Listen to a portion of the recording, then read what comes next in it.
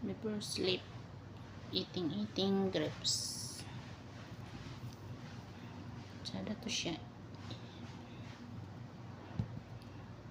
kainin before matulog. Anti-stress kasi to eh. May melatonin ang grapes.